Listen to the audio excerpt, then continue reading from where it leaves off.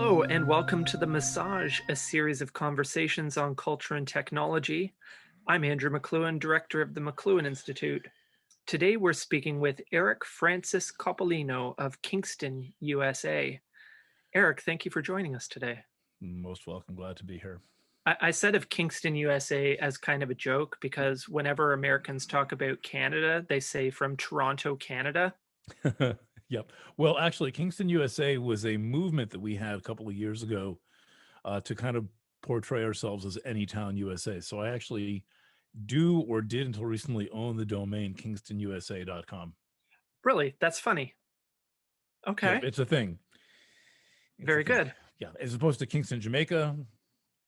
Kingston, Ontario. And there's Kingston, Canada. Ontario. Yes, that's true. For sure.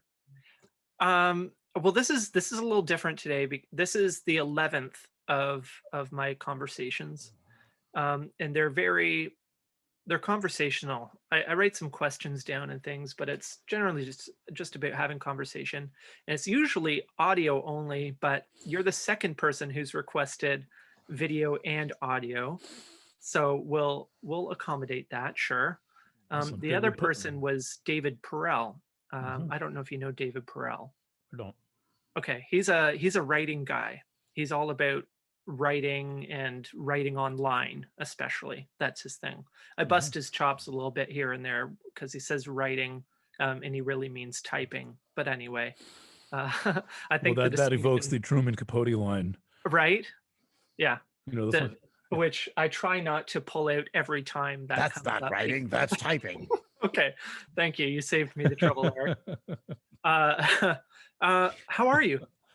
I'm pretty good. All things considered, okay is the new fantastic. So, right. I think we've lowered the bar, haven't we? We have. Yep. I think getting dressed is pretty impressive sometimes. Well, I did my buttons even. I think my buttons line up. Yeah, look at that. Do they? Oh, that's good. I know mine line up because I'm rocking a bolo tie today. Got it. Which YOLO, bolo. YOLO County, California? No, you only live once, Eric. So you might as well wear a bolo tie. I see. I get it. I mean, honestly, the thing's been sitting there hanging in my closet looking at me, and why not wear it? Because I only asked because I once pleaded NOLO in YOLO. I got arrested for watching my then girlfriend steal a T-shirt in the UC Davis bookstore. And then as a result of that, I had to plead NOLO in YOLO County, California. So that's all. What's NOLO an acronym for? Nolo contendere.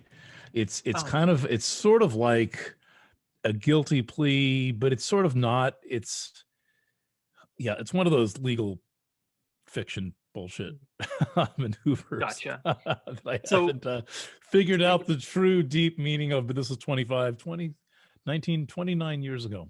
A while ago. All right. So a little aftershock of the hippies, because who was it? Abby Hoffman, who wrote Steal This Book? Yep. I once stole a copy of that. I don't usually steal things, but I did steal a copy. Yes. Interesting. Well done, because presumably they were on the lookout for that. Well, I stole it from a home. Oh. Of someone who would never miss it their entire life. Okay. Well, okay. I'll take back. I'll give an extremely wealthy attorney in Westchester. Really? Yeah, who I was working for and who was a real bitch. And so I'm like, steal this book. It's on the shelf. This is a perfectly good opportunity to steal this book and fulfill the yippee pledge. Right. You're not stealing, you're stealing back. That's the thing with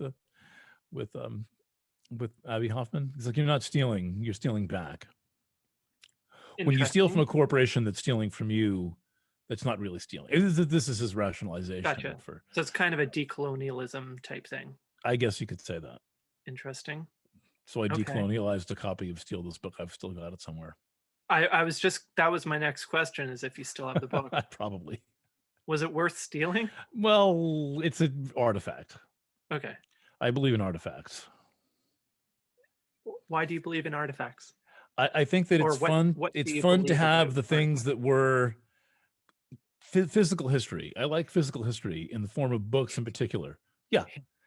this is my working library. I have like many libraries, but these are the books I might grab. And so I like to have, like, I've got several copies of Chiron Rainbow Bridge Between the Inner and Outer Planets. So every time I see that somewhere, a different edition, I get it. So Huh. I've got a series of the editions that it came out in, all but the newest one, which I'm not really interested in. I just want the old ones. So I've got the old ones. Why aren't you interested in the new one?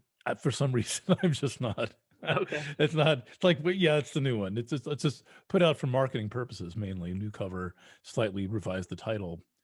But as I kept finding earlier editions, I just kind of put them into my collection. I understand that impulse. I'm usually fonder of the older books, but I recently actually bought a new edition of something, and that's the. Are you familiar with the Brewer's Dictionary? You were telling me about it. I'm only familiar with it from your standpoint. It Okay. has things like yeast and bubbles and hops, malt. Different brewing, although Oh, I'm okay. sure there are many entries about it. It's the Brewer's Dictionary of Phrase and Fable, Hmm. and I've been using this while teaching understanding media because it is, of course, full of phrases and allusions to fables and things like that. Right. I would love So this. I would love this thing. it's actually quickly become indispensable for me. There's a modern there's a recent the 20th edition is just a few years old, and I picked it up because it includes the medium is the message. I see. So I We felt, we talked about this, and yeah, it sort of gets it right. it does okay, Right. slightly better than your average bear. Yeah. Right. You can't blame them for not quite getting the Oh, mark hey, exactly. look, I'll give That takes points like for 30 for years improvement, of you know seminars and reading conversations and figuring it out for yourself. right? If unless you figured that out for yourself, you kind of don't know what it means. Yep. You can recite it, you can regurgitate it, but you have to figure it out for yourself.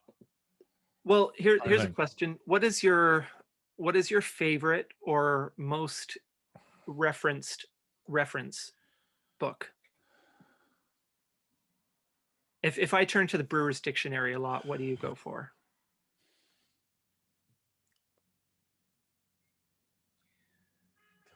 Hmm. Well, I'm looking at Animal Speak by Ted Andrews. That's one that I would not want to be without. Why? Um, because it has fantastic write-ups of uh, totem animals, the concept of animals, like which what if a honeybee flies in the house and you're curious what the totemic meaning of the honeybee is, Uh-huh. or let's say I go out for a walk and I see a possum, which you don't usually see, but sometimes you do. What is what might the possum be saying? Or if I go up by the reservoir and I see like three bald eagles, that's the book that tells you that. And what I like about it is how well it checks out against reality, how insightful he is. He's someone who really got to know these critters and spend time with them. It's just not a book of theory. It's his experiences. Interesting. So What's that's the one. title again? Animal Speak. And then, of course, as an astrologer, though I mostly use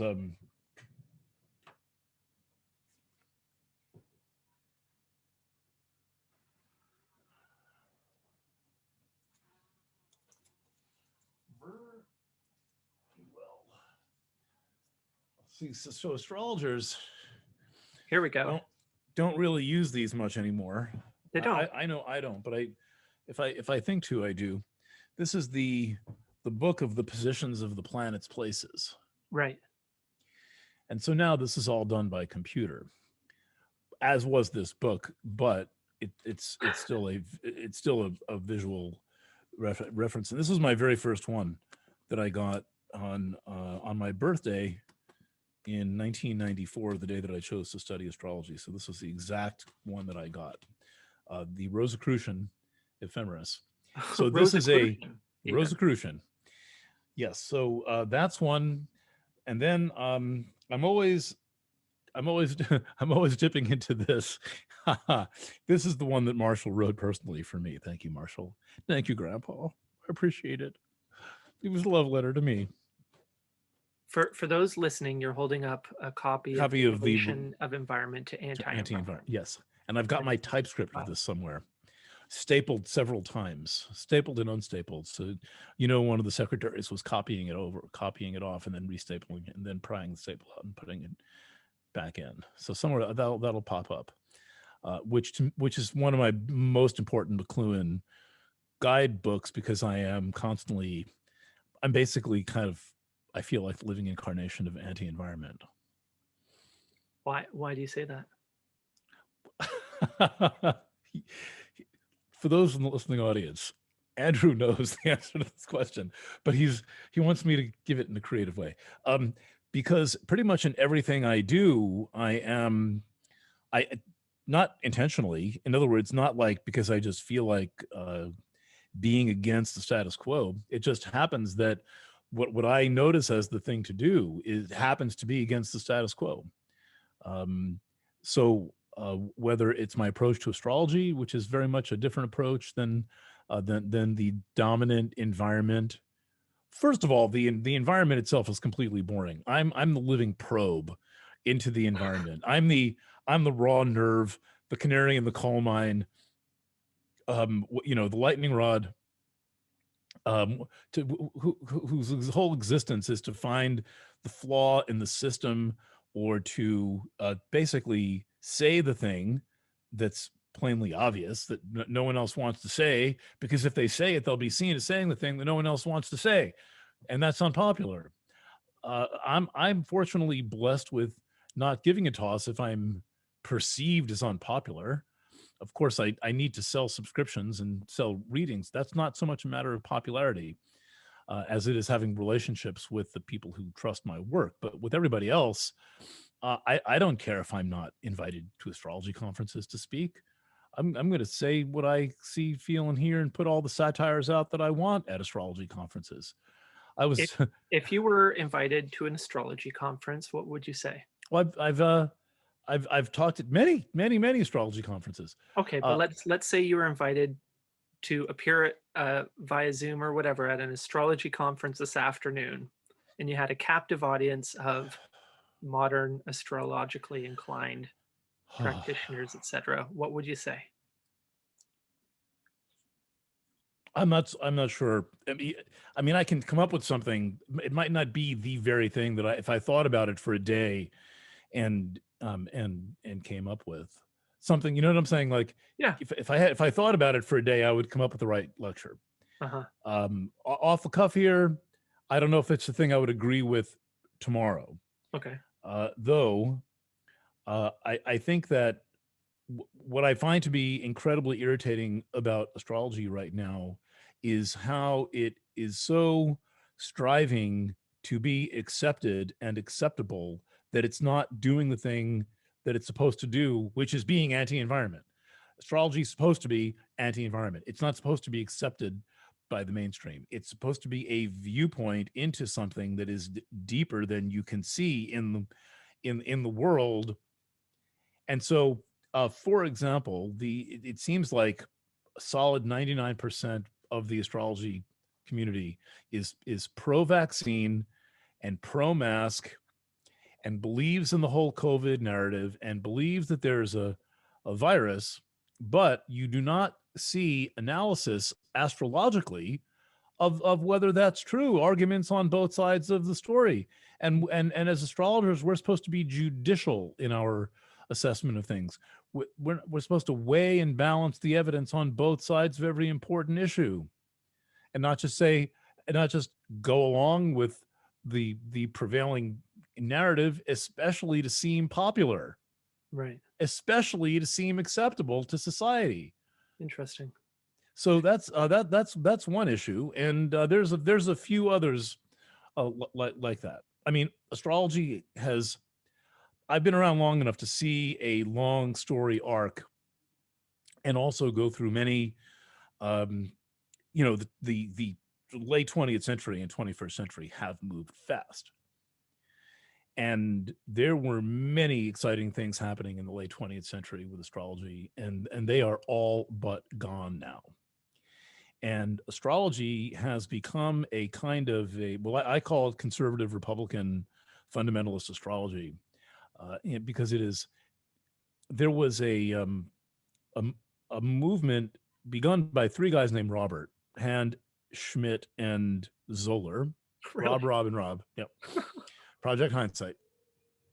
And there were they we all knew that, you know, that up until that point there were no good translations of the old texts. There were some bad ones.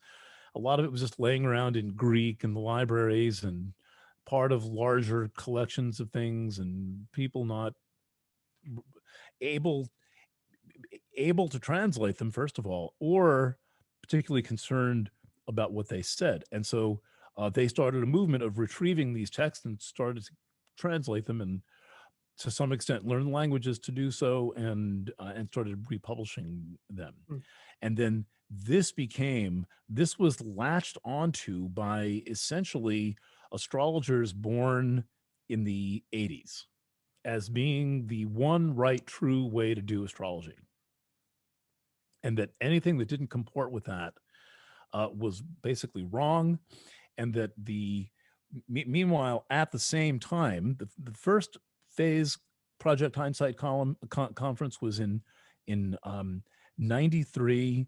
And so this is right around the time that the Centaur planets are being discovered. And so there's this new field of astronomy coming along, and these really interesting, exciting new kinds of planets. And the third one, called Nessus, discovered in 1993, was the first planet ever that we can think of.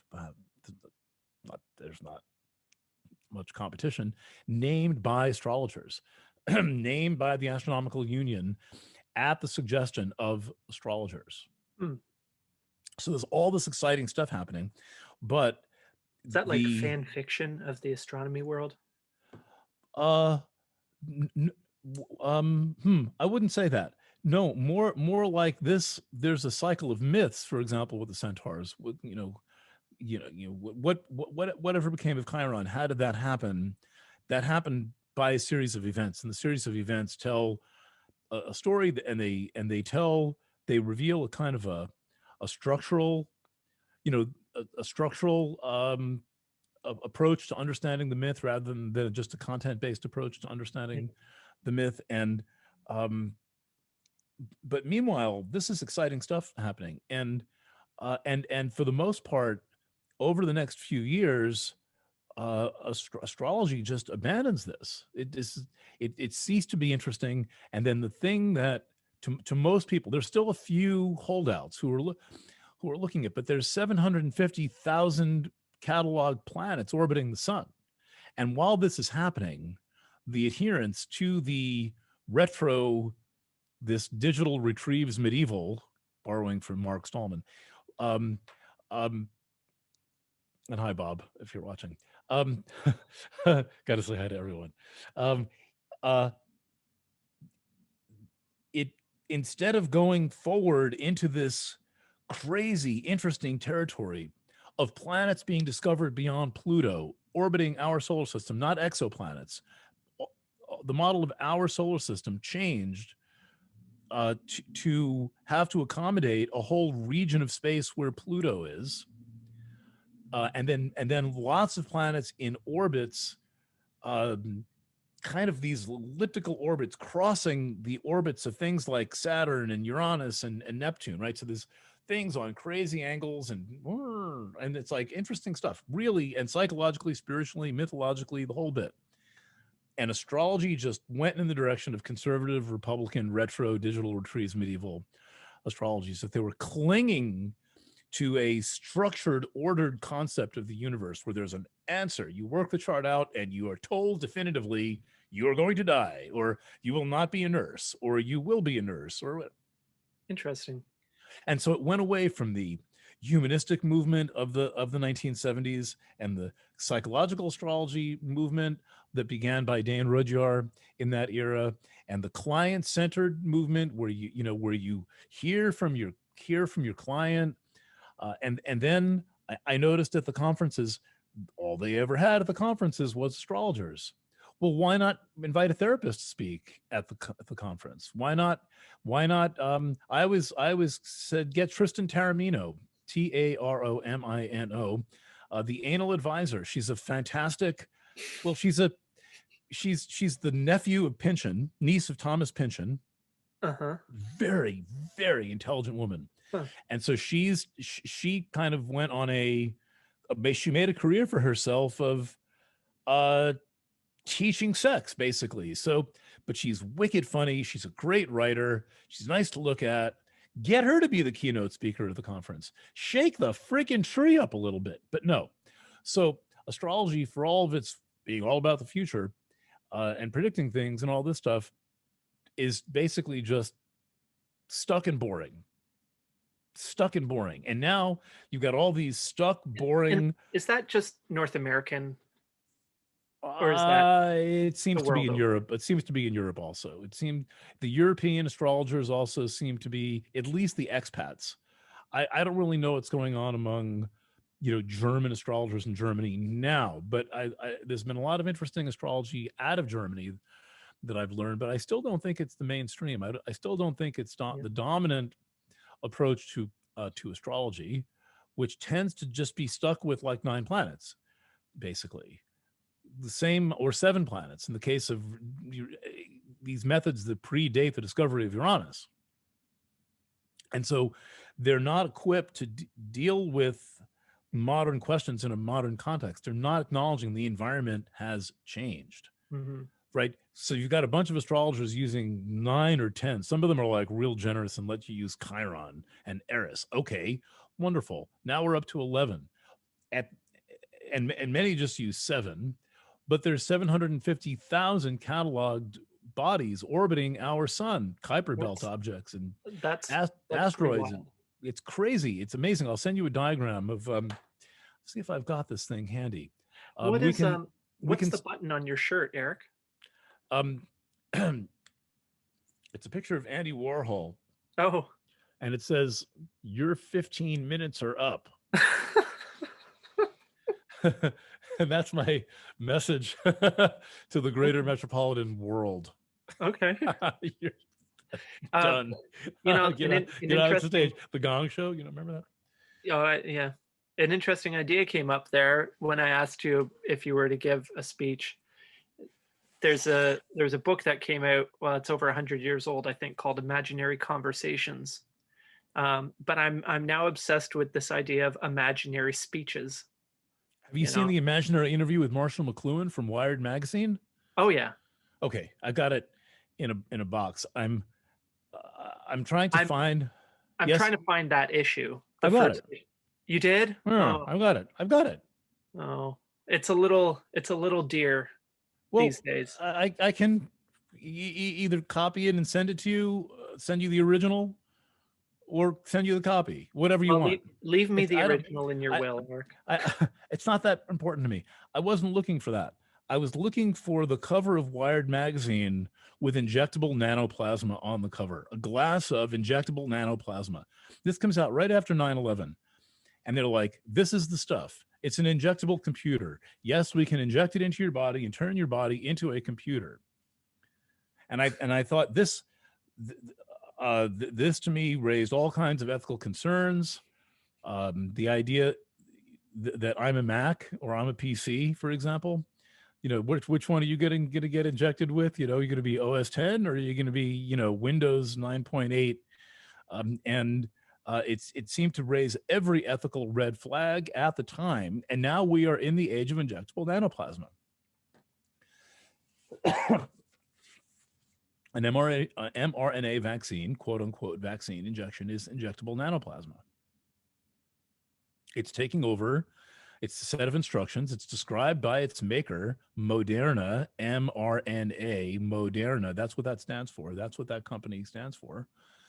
Now being shot up the flagpole, making billions of dollars, providing handsome shareholder value, is described by its maker as an operating system for the human body, as a platform. That's how they describe it on their website. I keep quoting this. It doesn't really seem to get much attention. Well, it's probably not something people want to pay attention to. I mean, But one person complained. there, That's the oh, most I really? got. One person, well, it's not really what they mean. I'm like, okay, so they said exactly this in like no uncertain terms. What do you think they mean? Well, they mean something else. Mm, I'm not so sure. I'm not so sure, but Here's a that's the one I'm question. looking for. So I bought a box of 15 random Wired magazines for like $30 or something Yeah, because I have like a little money in my PayPal. So that's what you do with it when you, at least what I do with it. So I I got a bought a box book of it last and it night. wasn't in there, but the McLuhan sample of the McLuhan fake McLuhan interview was in there. We'll pack that up and send it your way. I would I couldn't love even that. read it. I couldn't even read it. To tell you the truth, No, I I just couldn't want it even for the bring shelf. myself to. I couldn't bring myself to read it.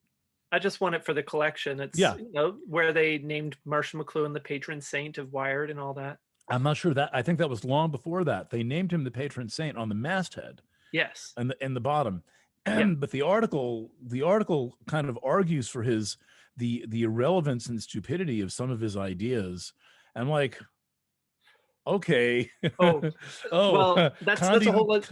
lot. So the one I'm looking for is the first edition, the first issue. This I is the wouldn't one with the I guy wouldn't mind. impersonating Marshall. Yeah, and I wouldn't mind having that either, because it's interesting. Wired has gone through a few different changes of people at the helm, Mhm. and different people were in charge when they put Marshall on the masthead than when that happened. And even today, I doubt Right. the people in Wired magazine know who Marshall is. But anyway, um, here's a question for you that I've been wondering about. I don't. Have you written a book? What do you mean by book? What do I mean Have by I book? put it a thing that came with a binding on it? Yeah. It hasn't come out, but I've written many 60,000 word projects. For Okay. example, What Book of Blue certainly is a book, but it has not been packaged up. What is Book of Blue? It is kind of inti- intimate history of my erotic journey that starts as photos of women looking in mirrors, and then I started writing about my responses to taking these photos of women looking in mirrors. and so that developed into a kind of a search for my anima, Right. essentially search for my inner feminine. So And if you were to publish a book, what book would you publish? that would be nice. Would that be the one? That would be no. There's I have a list of about 5. I have I think a fabulous idea for a book based on my therapy process called Joe, and it's a kind of a slightly fictionalized accounting of a series of therapy sessions and what happens after them, um, and basically imparting concepts of what good therapy looks like, and then giving the ideas that I learned in the process. And my therapist was in Woodstock, New York, and I would put the thing next to in Sullivan County, next to the Woodstock site. The concert was not near the town. It was about Mhm. 60, 70 miles away. So that's one.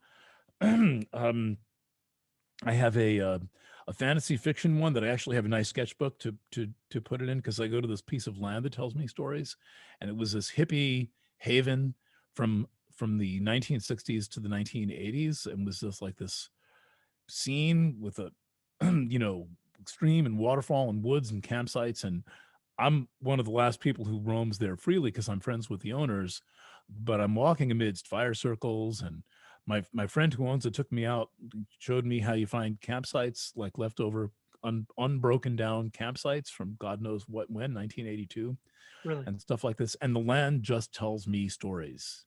I can barely contain myself, and so the Really? concept there is like a new Carlos Castaneda type of series, but without the ego trip of the shaman and the guy studying the shaman and all this stuff. Obviously fantasy fiction, not presented as a real thing, but written journalistically. So that's one.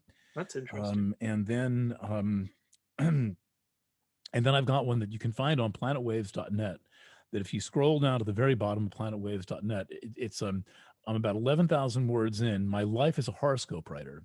And it's this adventure of going from being a journalist whose first job was in a newspaper office where the editor was an astrologer, happened to be an astrologer, but it's a gritty Republican newsletter. I covered the sewage authority and the town board and things like this, township committee and all that. But meanwhile, outside of print, we were all being drilled in astrology by Flo Higgins. And so when I began my journalism career, not knowing or caring, like most people, anything about astrology, and I land and there's an astrology calendar above my desk, and I'm 22, 23 years old, and right, like sitting looking right at it, typing about the sewage authority, and town of Watchung claims sewage capacity that Warren was supposed to get, and the developers are slugging it out, and there's a fucking astrology calendar right above my desk. So I was born to do it. And so the story starts there basically, and then morphs through my journey across Europe and back, and then becoming pretty much world-renowned investigative reporter, quitting that, and then becoming a world-renowned astrologer, and then morphing the two together into really the world's only investigative astrology style. And I'm it kind of trails off. It kind of got eaten by COVID, like a lot of things did. Yeah. But I've got 11,000 words up, and it is fun, it is exciting, it is illustrated, and so there's a few of those projects lingering around. There's so much to do. There really is. Yeah. If I had 2 months, I would belt one of these things out and start on the next one. Yeah, I hear But you. it ain't happening. I'm a periodical writer. I own my contents copy every week. I edit two daily blogs, supervise a team. So it's no authorly, imagine having like an attic, beautifully finished attic with a couch and a nice new Macintosh overlooking the Atlantic Ocean, and I would be extremely wealthy because I'd write such great stuff that Obviously. I would be writing bestsellers all the time. But instead, I'm Interesting. here working. Here instead I edit Planet Waves, and I provide a good, dependable source of coverage of the scientific issues of our day, and some coherent, friendly, integrated astrology. Well, yours is definitely an interesting take, and in a day like ours, it's good to collect different perspectives. That's for sure. Your ideal writing space as an attic overlooking the ocean is Yep. interesting. Yep. For me, it's a cabin, like maybe on a river, Right. but similar things. I'm a Um, Pisces. and well, I want the vast expanse. okay. Um, I'm glad you brought up.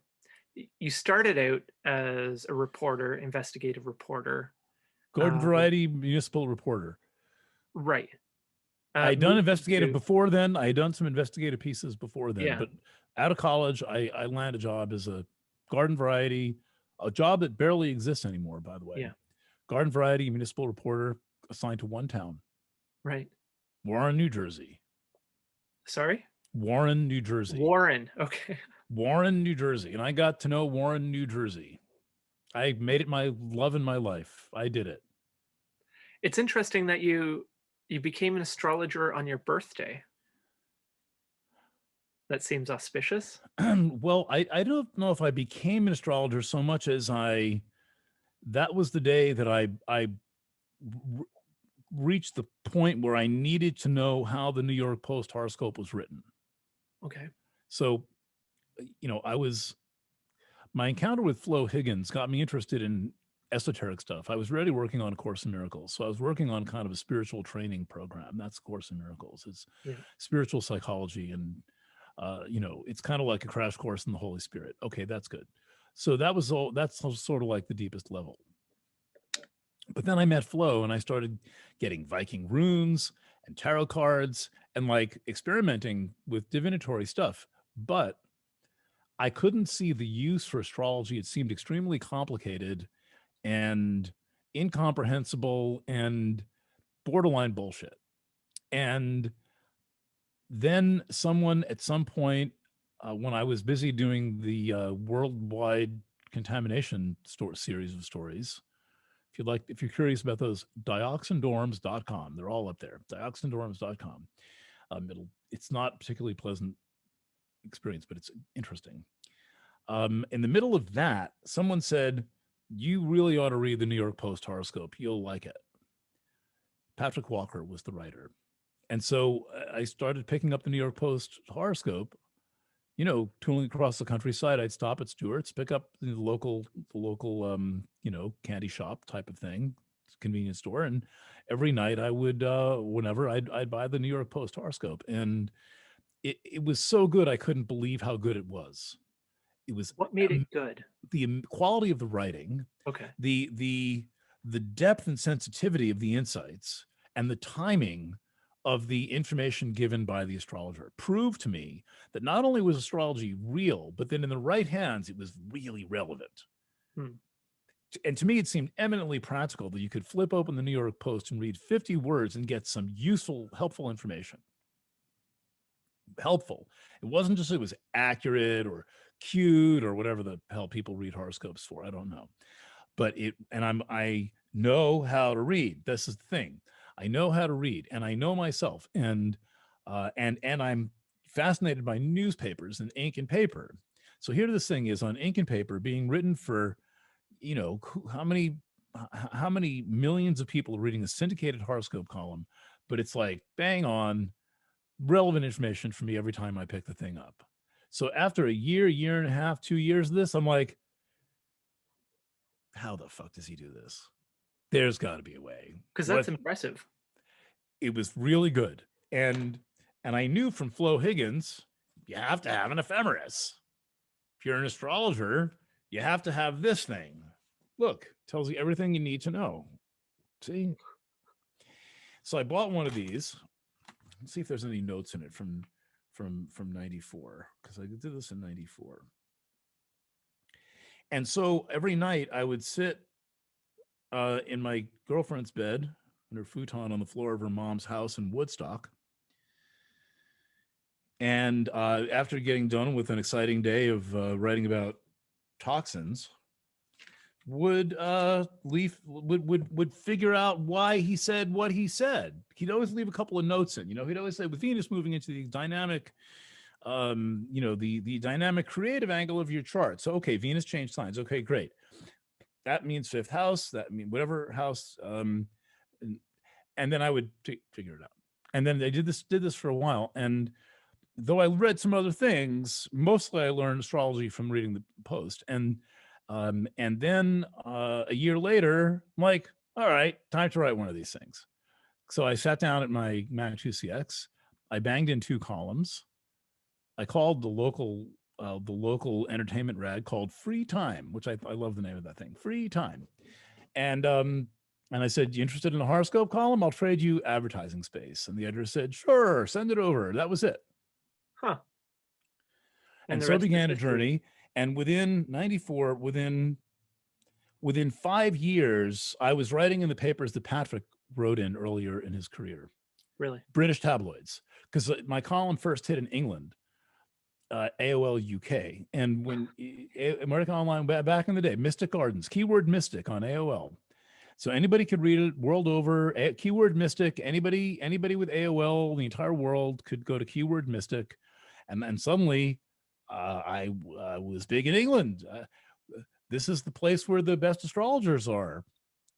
And then I had an interesting kind of the medium is the message moment when websites started picking up my writing, and I saw that I was on a list of articles like right underneath Robert Hand, like one of the most famous American astrologers. And I'm like, that leveled the playing field real quick. The internet levels things out in this really interesting way. So I noticed that was going on, and then pretty much proceeded from there. And not long after that, started doing the charts of news events. Flight 800 was the first one that I did. This 747 fell out of the sky over Long Island Sound, and that got me totally into it. So I started casting the chart of everything I could find. Anytime any newspaper article gave the time of an event, I cast the chart. I took it as my personal invitation to cast the chart. Give the time, cast the chart. They always give the place. They always give the day.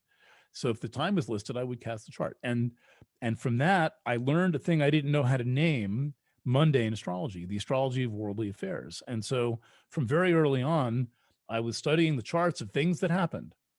And that's basically news astrology, only it helps if you're trained as a news journalist. So you can follow the conventions of news journalism, and it works out that the conventional traditional forms of, you know, hard news and feature stories, which can, it's a blend, right? Some are more hard newsy, some are more featurey, but that blend, 50-50 blend, is a perfect format for writing astrology. It's a disciplined, structured format with things like verse referencing, and you're writing for an audience that you assume doesn't know what you're talking about, unlike astrologers who try to be scholarly and impress people with long words and sesquiquadrates, quincunxes, and all that, binovials and biquintiles. When you're trained as a reporter, you're trying to be understood, or at least I was. So I came to astrology with an ethos of the newspaper article, the goal of which is to explain who, what, where, when, and why, to actually explain what's happening in a way that's supposed to be comprehensible. And it turns out when you bring that ethos to astrology, you get a good result. Which is interesting. Did you ever speak with Patrick, the writer of the Post column? No, no. He died of what I thought was AIDS, probably AZT poisoning, and later the year that I started.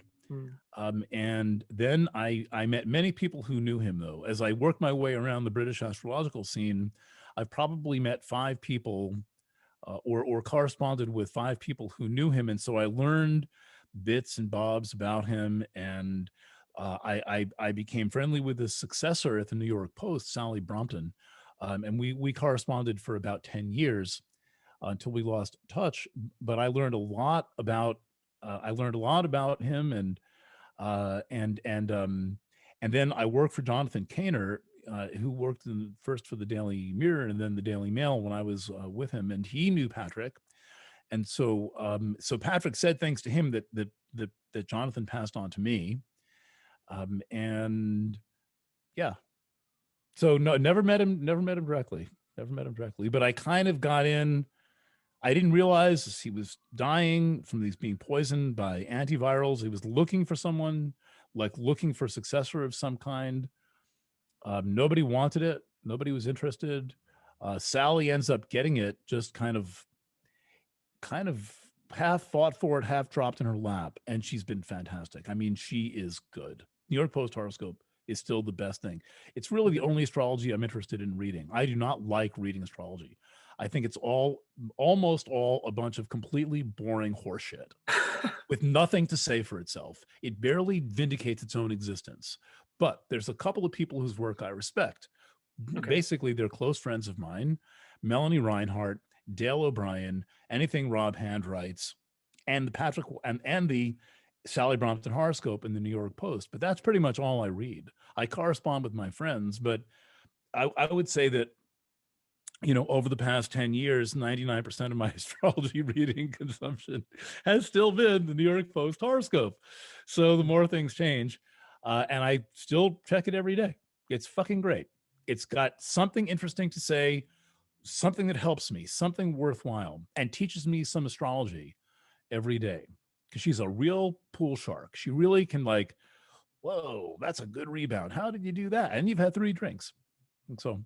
Well, this is something I appreciate about the horoscope page in the paper. Kind of like, not that I'm comparing the two in quality, but kind, the comics page. It's on the comics page. It's stuck right next to the comics, and Jumble and sweet. Families. Like, yes. Well, the obituaries too, I guess. Well, those are one of the most read columns in the newspaper, and one of the most important to do well, I think. Yes. A lot of writers start on the obituary column. In my first paper, if you made one mistake in the obituary, you were fired. That's it. Automatic firing. Misspelling a name in the obituary, automatically fired. Really? We all agree to this. Well, it's important to get it right. Yeah, you only get one chance. Yeah. Family reads it spelled wrong. It's bad enough the person died. Yeah. Then to have their name spelled wrong in the newspaper. So that's the level of respect it should be treated with. Of course, you can buy your way into the New York Times and so forth. I have so many questions for you. Keep We going. only We can meet up again next week. well we we don't have a lot of time left. I like to keep these conversations to an hour, just to keep them, focused and not to drive an audience crazy Sure. with a 3 or 4 hour interview. Like I do every week. I do a 3-hour monologue Right, every which is week. fine. People But I listen. like People actually listen. I hear which things I is say at the end of the show. I wonder. I wanted to ask you about music. I wanted to ask you about McLuhan media studies. Um, Well, how many minutes do we have? well, let's say 8 minutes. 8 minutes. So, so we can do 2 of those. All right. How about music then, since we haven't talked about it? But one of the ways we've connected is through music. We both play guitar. Uh, what? How long have you been? Have you always played music? Well, I started piano lessons in the 4th grade. Piano. Okay. Yeah. So, Similar. Yeah. so that was just kind of a thing you did. Yeah. My mother, to her credit, I mean, my keyboard is still my best instrument. Okay. And the one that I can be the most creative without the thing getting in the way. Really. Yeah, because guitar, it's all shuffled. It's this freaking thing of fourths. It's whole other concept where you can play middle C in 6 places. On a piano keyboard, it's like there's middle C. Look, there's black keys and white keys. It's very simple. So on guitar, that transposes. It's not hard to change keys. On piano, you have to know your keys. You have to know how many black and white keys are in each scale and where to play them. On the guitar, A mixolydian is the same as G mixolydian. You just move it down or up one whole step. But the shape of the scale doesn't change. Yeah. So in any event, yes. And then I started guitar lessons 10 years ago. When I was 47, I had to know how to play. I mean, I've always been surrounded by musicians, and and there's like a lot of guys named Coppolino in my family who play guitar, like 20, I think somebody counted. Really? A number of collectors and people who are not quite professional, but take it quite seriously. So there's some family karma, including my dad and my niece and a bunch of people. What's your favorite guitar that you own? I think it's a I mean, I can show it to you if you want. I mean, it's a yeah, hold on a second. I think you'll agree, even though you haven't seen the other 20. 20. Eric has removed his headphones. He's walked away from the microphone. He's off camera and presumably heading toward his collection of guitars. There we go. Okay. So it's a Telecaster copy. So Right. we live in the golden age of copies. We do. And it's made by this guy named Jim Leclerc. Okay. And it's made from recovered sassafras. And look at the beautiful color of the fretboard. But it's freaking amazing sounding thing with this beautiful circuitry that he designed and hand built and hand wound the pickups, and it's super duper simple, and it's the one that I kind of relate to the most. And Jim's made me a lot of guitars. This one is not a custom build. It's just one that was kind of out of the workshop. Cool. Like, that's a beautiful thing. So I got it. So yeah. Do you have a dream guitar? No, I have a dream of having 2 hours a day to play. I have a dream of it getting to 7 o'clock at night and I can stop working and actually play. But I have like some creativity left, some focusing power. I actually played guitar last night for about half an hour after dinner, and that was the first time in a long time. Yeah. Well, it's easier if you shoot heroin. Like, you can kind of calm down and play for a while, but not advised.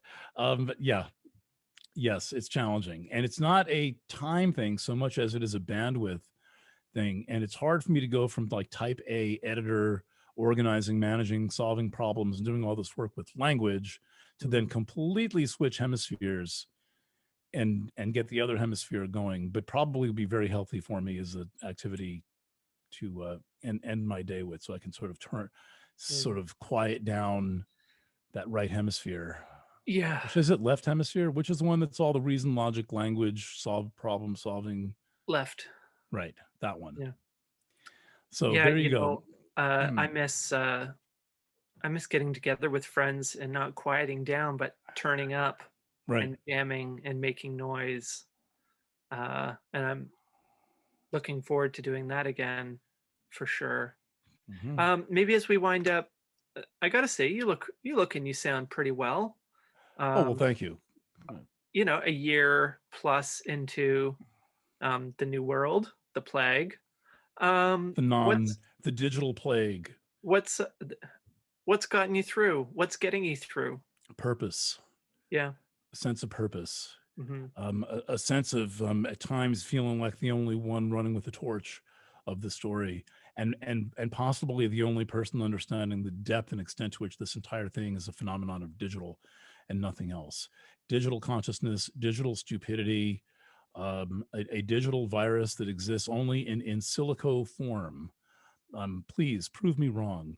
But it exists on a computer file called MN 908-947.2 in the CDC and GISAID files. Um, the test is programmed with an in silico theoretical mimicked human sequence because they don't have any samples out of people. That's funny. Millions and millions and millions of people have died, but they can't find a sample of it. And then then the test is a computer. It's the polymerase chain reaction, which is an artificial intelligence device connected to the internet with an IP address. And then all the news is spread by digital means and Twitter and all this stuff. The entire thing is going on in the fourth dimension, this bizarre fourth dimension of the internet. On Earth, nothing's going on except the consequences of this complete and total overreaction and a misunderstanding that we are dealing with a digital phenomenon. The ground paved by digital, China figuring it out, attacking us by putting some files up in the international virus database. And so when you jam that thing up your nose, which I'll probably never do, and they shove it into the computer, it's matching against a computer sequence, not wild virus. It's not sequenced wild virus. It's edited, hacked together, cobbled together. Okay, that's our virus. It is all digital. And the power of this idea came to me really when I was writing last summer about the Woodstock Festival happening during the so-called Hong Kong flu, where already 100,000 people were said to have died. And then 4 times that many show up at this rock concert and the pouring rain in a cow pasture, which means lots of cow poo, and roaming around on farmers' fields with no telephones and no Twitter and no communication with the outside world and no sense of threat whatsoever. Like, what's the only thing different? The only thing different about then and now is digital, basically. It's a digital world now. They didn't have all that stuff. And they didn't have the consciousness. I get we were well into the electrical age at that point. Okay, fine.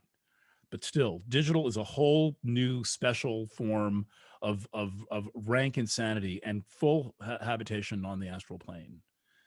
And the fear spread that instantly, the complete alienation from people's bodies, because we're all, not all of us. I mean, I think I'm, for a digital guy, I think I'm pretty physical and if I ever act like a nut job, please call me out on it. If I ever start saying things that just don't make sense in the real world, but this is what I see going on. And when I learned that the virus was in silico, this is an important term of art scientifically, in a theoretical sequence, all of them, there is no sequence of the actual perfect virion because none exists. Mm. None exists. It is so screwed up. that it is a digital mirage that exists only because of a digital thing that's not a test, that its own instructions say cannot test for virus. The polymerase chain reaction, its instructions, its emergency use authorization say this cannot actually confirm infection. So the one thing it's said to do to declare a confirmed case is neither, and its own instructions say this. But since it's 2021, since it's the digital age where there's no such thing as true or false or a fact or an opinion or up or down or anything, well, let's just all have a complete panic attack. And the solution is get injected with an operating system. So the virus is a conceptual virus that exists inside of a computer in the CDC, and the cure for the virus is to become a computer. Sounds legit. If I were, yes, if I, I'm almost offended by this. I'm upset. I am upset because God knows what it's going to do to people. God knows what it's going to do to people in the long run. Well, that's the long history of human innovation, isn't it? Especially and when you declare a false flag war against an enemy that doesn't exist, and you're like, all out, let's pull out the stops and bomb the shit out of this thing. It's like people are lining up. Not everyone. There are people who still have a connection to themselves, to nature, to God, whatever you want to call it, who are like, are you kidding me? Are you kidding me? Like these are my friends. These are the people I want to be friends with. Well, Eric, I'm glad that we're friends, and thank you for taking the time to talk today. I appreciate Absolutely. it. Yeah, this is my warm up for my show, which starts in about an hour. Perfect. And yes. I have a guy hopefully showing up with a new guitar amp for me soon. So all right, good. In a socially distant. Yeah, right. Nah. No mouse worn in my office. Thank you, Eric. We'll talk soon. Good. Andrew. Take care. Lots of love. Au revoir. Bye for now.